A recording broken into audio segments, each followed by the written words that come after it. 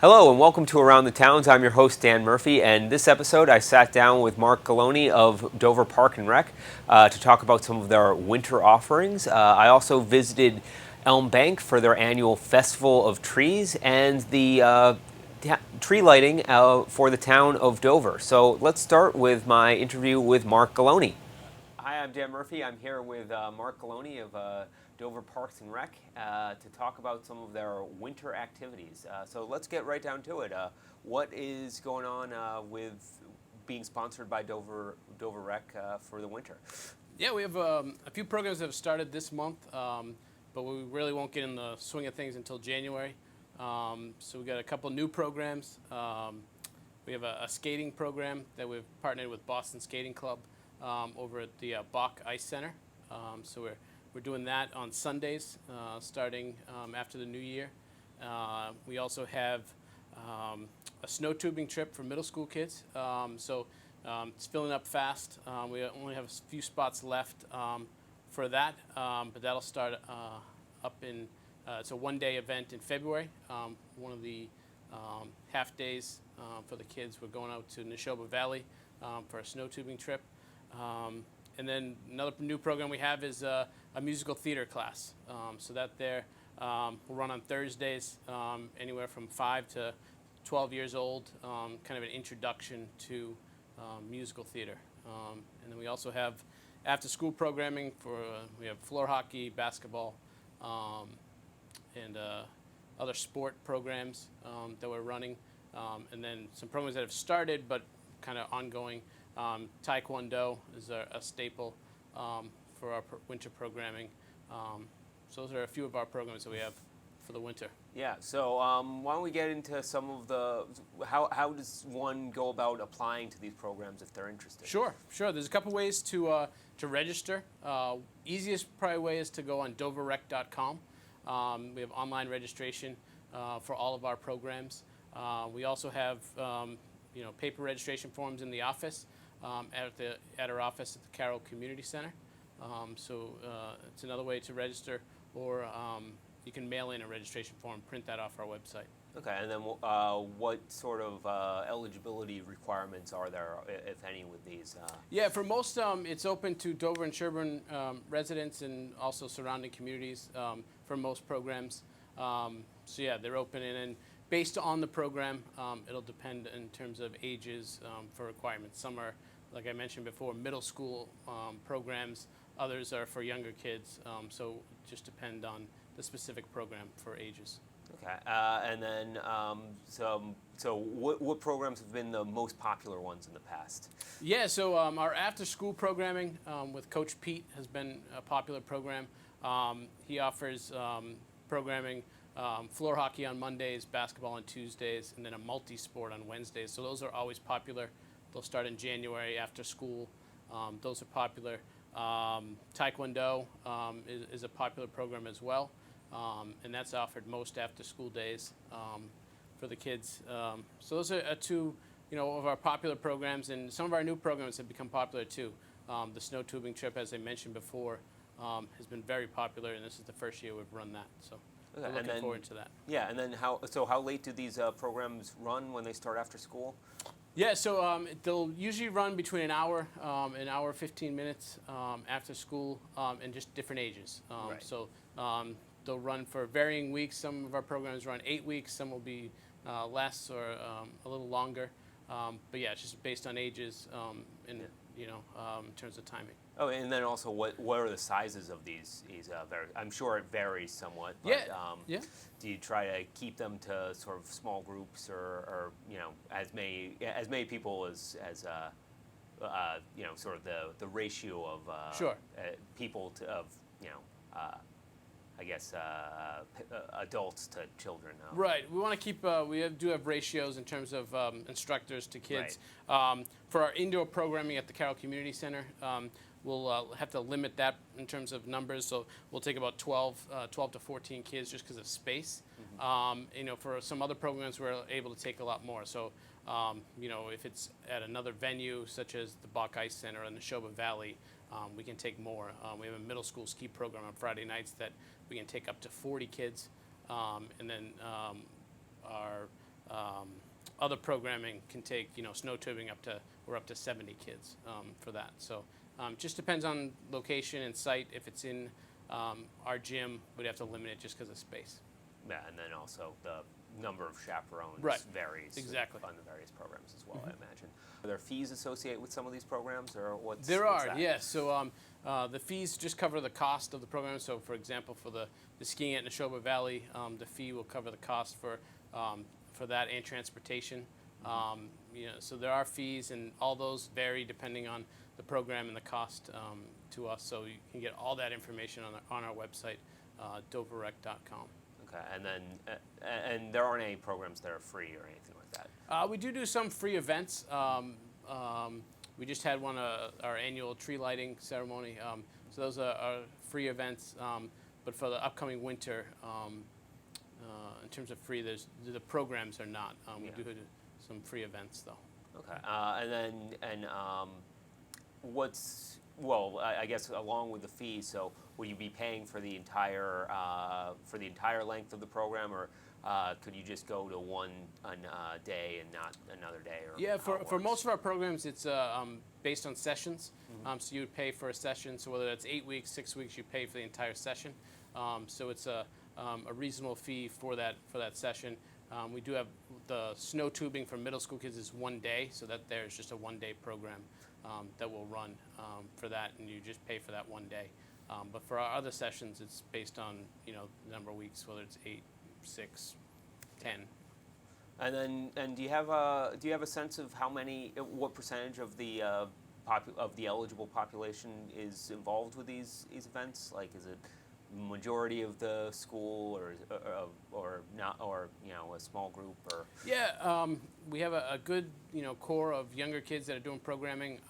So we're trying to increase the number of middle school students and also adults that are doing programs. So for adults, we have exercise classes that take place in the mornings, and we're trying to increase that. We just started a TRX class in our gym, so that's a new program for adults. That'll start back up in January. But yeah, so we're trying to get to the middle school ages and adults. So we're always looking at programming and seeing what is popular and what they would be interested in. And then how quickly do these classes or these programs fill up? Yeah, so it depends on kind of popularity and who talks to who and friends, and so some will fill up quick. Our middle school skiing on Friday nights is filled up quick, and also the snow tubing is filling up quick. The younger kids, it depends on certain grades because we have to limit it with the gym size. Some of those will fill up quick. But yeah, so it just depends on timing, what day of the week, what grades. We see some fill up quicker than others. I anticipate as we get closer to the holidays and after the holidays, it'll really start to pick up in terms of registrations. Yeah, I imagine so as well.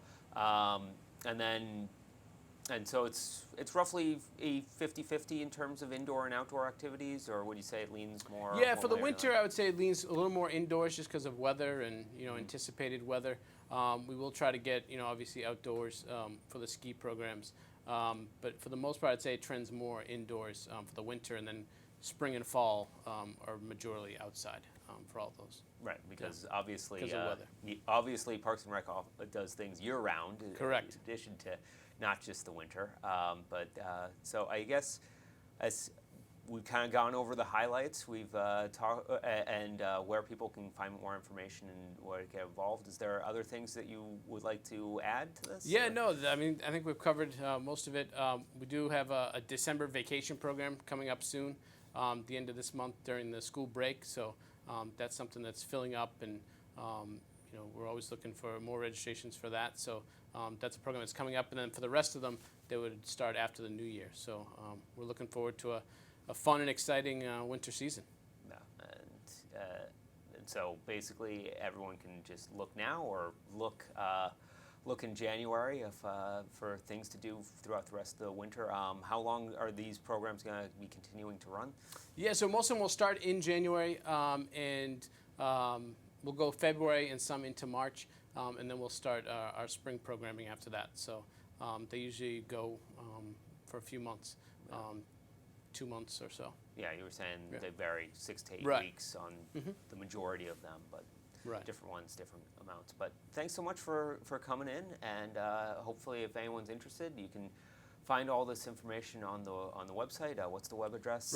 Doverrec.com is the website, so you can get more information there. Yeah. Well, thank you so much. Thank you.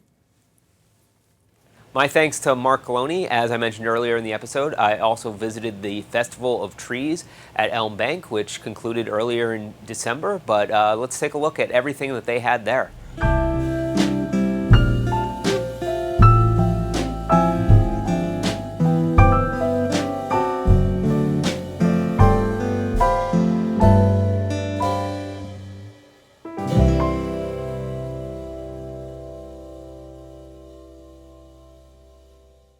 I'm Penny Jenkins, and I'm a overseer for the Massachusetts Horticultural Society and a volunteer. And I'm one of the 3 members of the Festival of Trees Committee. Okay. So what does the Festival of Trees entail? The festival is our major fundraiser. We're in our 7th year, and we have trees that are donated by garden clubs and businesses and individuals. We also have trees that are sponsored by other businesses who give us money, and then we buy the tree and decorate them on their behalf. We have a total of 72 trees, in quotes. Some of them, about 7 of them, are really not technically trees. We have a Christmas goat and a wading bird and some end tables and a snowblower. So there's something to appeal to people who aren't necessarily looking for a Christmas tree to buy or to win in the raffle. Yeah. So how exactly does the raffle work? Well, we sell adults pay $10 admission. Mass Hort members are slightly less. We sell a sheet of 26 tickets for $10, and then people shred the tickets into individual tickets and put the tickets in the containers for the trees that they wish to win. And at the end of the event, which is December 13th at 6 o'clock, we start drawing the winning numbers, and then we call people. They have to be home between 6:30 and 9 to answer their phone to find out if they've won a tree. And if the people are not home and don't answer, they don't have to be home, they just have to answer a telephone call.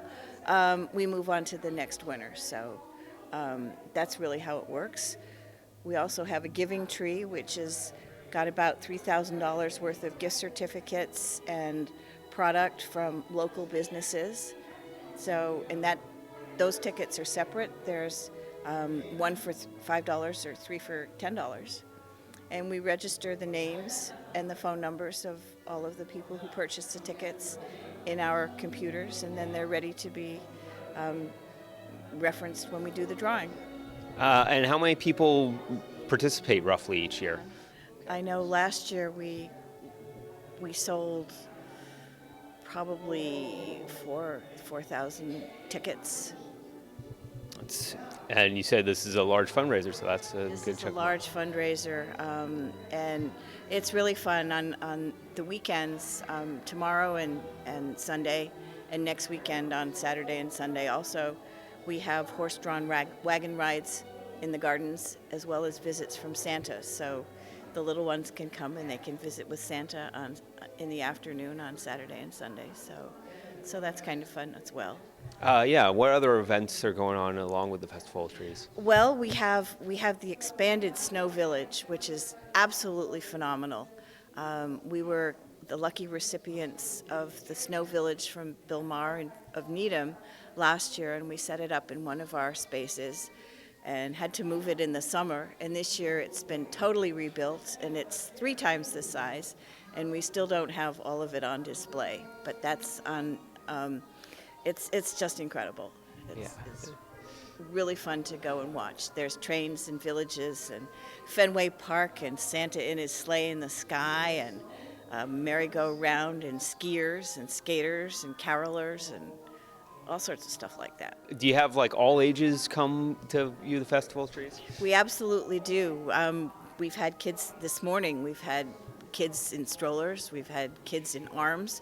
They're probably, from 2 months up to, you name it. We've had some elderly people, more elderly than I.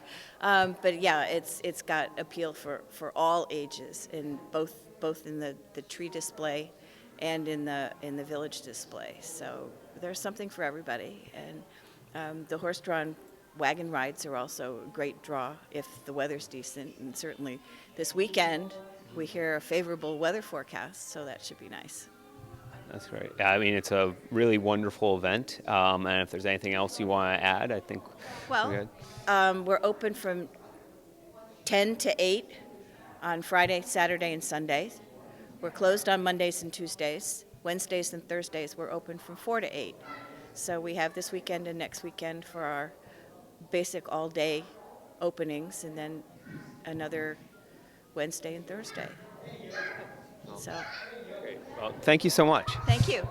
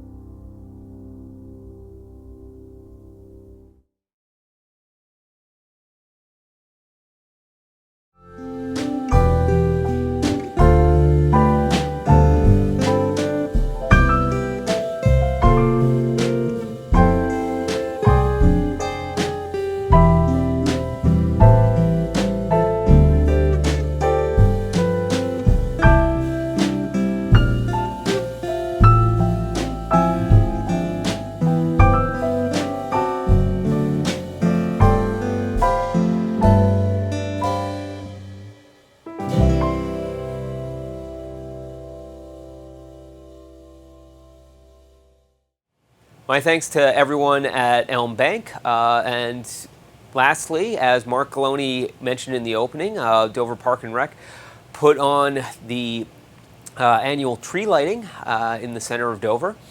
So let's look at that as we conclude this episode of Around the Towns. Once again, I'm your host, Dan Murphy. Thanks for watching.